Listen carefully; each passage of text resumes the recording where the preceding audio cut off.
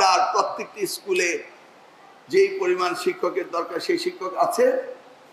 একজন একজন করে বলুন, আছে আপনার? স্যার আমি বিপ্লব কুষ্টিয়া বলছি। না স্যার, আমাদের পদ সমন্বয় দরকার আছে স্যার।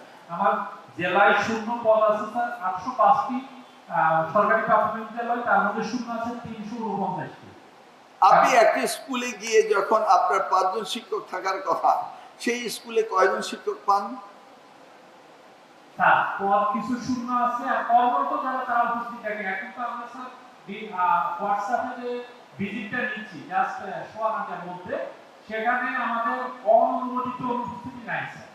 না, আপনার শিক্ষক থাকলেন উপস্থিত, যেখানে 5 জন 6 জন থাকে সেখানে কয়জন শিক্ষক আছে? আমি অনুপস্থিতের কথা বলছি না, আপনার 6 জনে 6 জন আছে কিনা সেটা জানতে চাচ্ছি। সাধারণত স্যার পৌর এলাকায় অর্থাৎ প্রপার এলাকায় সব শিক্ষকের কর্মরত, কিন্তু প্রত্যন্ত অঞ্চলে যেমন আমার কুষ্টিয়া দৌলতপুর উপজেলায় 2টি চর এলাকায় 25টি বিদ্যালয় আছে, ওখানে 2 থেকে 3 জন শিক্ষক কর্মরত 6 জনের মধ্যে।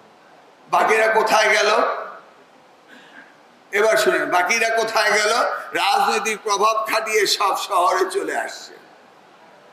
বুঝতে পেরেছেন তো? সব শহরে চলে। এখন 2 জন শিক্ষকের মধ্যে একজন যদি মহিলা ম্যাটারনিটি লিভে যায়, কয়জন শিক্ষক আছে? কয়জন আছে? সেই ক্ষেত্রে একজন আছে। এবার বুঝলেন তো how do we run the ministry? বুঝতে পেরেছেন তো? এখন সকলেই শহরে চলে আসে, এইভাবে সব ঢাকা শহরে, সব সিলেট শহরে, সব কুষ্টিয়া শহরে, সব খুলনা শহরে। Am I right? কি এই এক্সপেরিয়েন্স তো আপনাদের? এই যে বিগত 20 বছর ধরে এই যে ট্রান্সফার গুলো হলো, এই তালিকাগুলো কি করেছেন? করেছেন? মন্ত্রণালয়ে চিঠি এসছে না? হ্যাঁ, মন্ত্রণালয়ে চিঠি এসছে।